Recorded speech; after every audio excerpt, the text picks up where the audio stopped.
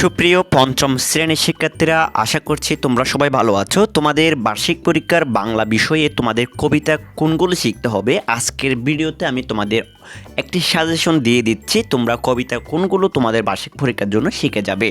আমি প্রথমে দিয়েছি তোমাদের বার্ষিক পরীক্ষার জন্য যেটি শিখবে সেটি হচ্ছে সংকল্প। লিখেছেন কাজী নজরুল ইসলাম।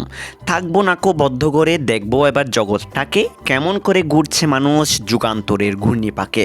সুপ্রিয় শিক্ষার্থীরা, আমি সম্পূর্ণ তোমাদের পড়িয়ে শোনাচ্ছি না, তোমাদেরকে আমি এই প্রথম 4 লাইন পড়িয়ে দেওয়ার একটি কারণ হলো, তোমরা এখানে দেখতে পাচ্ছ থাকবো নাকো বদ্ধ করে কোন লাইন থেকে লেখা হয়েছে, এবং দেখবো এবার জগৎটাকে এটা লেখা হয়েছে নায়ের নিচ থেকে। ঠিক আছে, আমি তোমাদের এটি দেখানোর জন্য আজকের ভিডিওটা তোমাদের জন্য করেছি।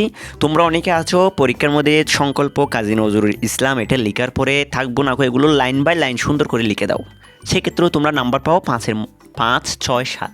ঠিক আছে, তোমরা এইভাবে কখনো লিখো নাই, তাহলে তোমরা যারা এইভাবে লিখো নাই, আর যারা লিখো তারা তো ভালো, যারা লিখো না তোমরা অবশ্যই চেষ্টা করবে প্রথম লাইন এখান থেকে, তারপর লাইন এখান থেকে, অর্থাৎ বইয়ে যেভাবে আছে। আর অবশ্যই দাড়ি, কমা, প্রশ্নবোধক, হাইপেন, সেমিকোলন এগুলো অবশ্যই তোমাদের ঠিক রাখতে হবে। ঠিক আছে, এরপর তোমরা 2 নম্বর যে কবিতাটি দেখে যাবে সেটা হচ্ছে ফেব্রুয়ারির গান লুৎফর রহমান লিটনের। দুয়েল কোয়েল ময়না কোকিল সবার আছে গান, পাখির গানে পাখির সুরে মুগ্ধ সবার প্রাণ। সাগর নদীর উর্মিমালার মন ভুলানোর সুর, নদী হচ্ছে স্রোতসিন্নি সাগর সমুদ্র। অনেক সুন্দর একটি কবিতা, অনেক সহজও আছে, তোমরা অবশ্যই এটি শিখে যাবে। তোমাদের ফেব্রুয়ারির গান এটি অনেক কমন, অর্থাৎ তোমাদের পরীক্ষা আসার সম্ভাবনা রয়েছে। এরপরে তোমরা 3 নম্বর যে কবিতাটি শিখে যাবে সেটা হচ্ছে স্বদেশ। লিখেছেন আহসান হাবিব। দেখো এই কবিতাটি কীভাবে লিখেছে, এই যে নদী, নদীর জোয়ার, নৌকা সারে সারে, দেখেছো এভাবে এখান থেকে 3 ধাপে লিখেছে। আবার প্রথম ধাপে চলে গেল, একলা বসে আপন মনে, আবার 2টি ধাপ সিঁড়ি, 1 সিঁড়ি 2 সিঁড়ি, আবার প্রথমে আবার একটা সিঁড়ি। তোমরা অবশ্যই এইভাবে এই লেখার কন্ডিশনটা বইয়ে যেভাবে আছে তোমরা সেভাবে পরীক্ষার কেন্দ্রে লেখার চেষ্টা করবে। ঠিক আছে, আমি আজকের ভিডিওতে আমি এইগুলো বলার জন্য তোমাদেরকে আজকের এই ভিডিওটা করছি। আশা করছি তোমরা এই স্বদেশ কবিতাটি কীভাবে লিখবে সেটিও তোমরা বুঝতে পেরেছ। এরপরে আমি তোমাদের 4 নম্বরের জন্য দিয়েছি কবিতাটি হলো শিক্ষাগুরুর মর্যাদা। লিখেছেন কাজী কাদের নওয়াজ। দেখতে পাচ্ছ, বাদশাহ আলমগীর কুমারে তাহার পড়াইতো এক মৌলবি দিল্লির, একদা প্রভাতে গিয়া দেখেন বাদশাহ শাহজাদা এক পাত্র হস্তে নিয়া। আমি এটা বেশি পড়ে শোনাচ্ছি না, কারণ আমি এইটুকু পড়ার একটি কারণ তোমরা পরীক্ষার মধ্যে কিভাবে লিখবে সেটি দেখানোর চেষ্টা করছি। এখানে তোমরা দেখতে পাচ্ছ বাদশাহ আলমগীর একটা হাইপেন চিহ্ন দেওয়া আছে। অনেকে তোমরা পরীক্ষার মধ্যে লিখো, কিন্তু এই যে দাড়ি, কমা, কোথায় হাইপেন দেওয়া আছে, লেখার সিস্টেমটা কোন লাইন থেকে কোন লাইনে কীভাবে লিখেছে, তোমরা এগুলো ফলো না করে পরীক্ষার কেন্দ্রে গিয়ে তোমরা তোমাদের মতো করে কবিতাটি সুন্দর করে লিখে দাও, কিন্তু তোমরা দিন শেষে 10-এর মধ্যে নাম্বার পাও 5 নম্বর এবং 6 নম্বর। বাসায় এসে বলো আমি তো সুন্দর করে লিখেছি কিন্তু নাম্বার পেয়েছি কম।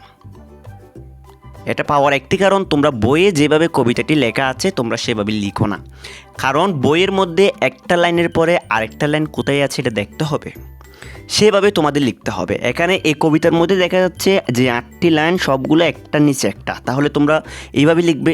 কিন্তু অনেক কবিতায় আছে এক লাইনের পর আরেকটা লাইন আরেকটা লাইনে, এগুলো খেয়াল করতে হবে। বুঝতে পেরেছ? এরপরে তোমরা 5 নম্বর যে কবিতাটি দেখবে সেটা হচ্ছে 2 তীরে। লিখেছেন রবীন্দ্রনাথ ঠাকুর।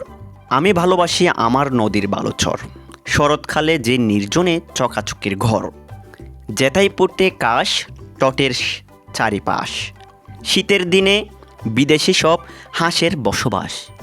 এই কবিতাটি তোমরা লক্ষ্য করো, প্রথম লাইন লিখেছে আমি ভালোবাসি আমার, তারপর নদীর বালুচর এটা লিখেছে ভালোবাসির নিচ থেকে। আবার দেখো শরৎকালে যে নির্জন এটা লিখেছে আমি থেকে, কিন্তু চকাচকরি এটা লিখেছে নদীর থেকে। এক লাইন আরেক লাইন হচ্ছে সিঁড়ির মতো, আবার প্রথমে আরেক লাইন আরেকটা সিঁড়ির মতো। দেখো কমা দাড়ি এগুলো অবশ্যই তোমাদের মেনটেন করতে হবে, তারপর তো তোমরা 10 নম্বরের মধ্যে 10 নম্বর পাবে।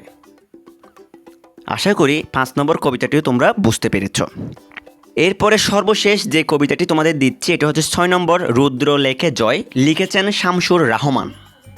বর্গি এলো খাসনানিতে, মারল মানুষ কত, পুরল শহর পুরল শ্যামল, গ্রাম যে শত শত। এখানেও লক্ষ্য করো, প্রথম লাইন উপরে লিখেছে, এরপরে আরেকটা লাইন লিখেছে সিঁড়ির মতো, অর্থাৎ বর্গির নিচে লেখা নাই, এলোর নিচে লিখেছে। তারপরের লাইনটা হচ্ছে বর্গি থেকে শুরু, তারপরের লাইনটা শহরের নিচ থেকে। লক্ষ্য করো তোমরা, অবশ্যই তোমরা বই থেকে শিখবে, ঠিক আছে, কিন্তু বইয়ে যেভাবে লেখা আছে সেভাবে তোমরা প্রস্তুতি নিয়ে তারপর তোমরা পরীক্ষার কেন্দ্রে যাবে। সুপ্রিয় শিক্ষার্থীরা, আজকের ভিডিওতে আমি তোমাদের 6টি কবিতা নিয়ে আলোচনা করেছি। এই 6টি কবিতা যদি তোমরা অবশ্যই বাসার মধ্যে শিখে লিখে প্রস্তুতি নিয়ে যাও, তাহলে তোমরা অবশ্যই বার্ষিক পরীক্ষার মধ্যে একটি ভালো রেজাল্ট করতে পারবে। সুপ্রিয় শিক্ষার্থীরা, আমাদের এই চ্যানেলে তোমাদের পঞ্চম শ্রেণীর প্রত্যেকটি বিষয়ের সাজেশন আমি এই চ্যানেলে দিচ্ছি। তোমরা যারা যারা আমাদের চ্যানেলটা এখনো সাবস্ক্রাইব করে রাখো না, আমাদের চ্যানেলটি সাবস্ক্রাইব করে রাখো, এবং সবার আগে আমাদের ভিডিওগুলো পেতে হলে আমাদের চ্যানেলের পাশে থাকা বেল আইকনটি অন করে রাখো। সুপ্রিয় শিক্ষার্থীরা, আজকের ক্লাসটা আমি এখানে শেষ করছি। সবাই ভালো থেকো, সুস্থ থেকো, সবাইকে অসংখ্য অসংখ্য ধন্যবাদ।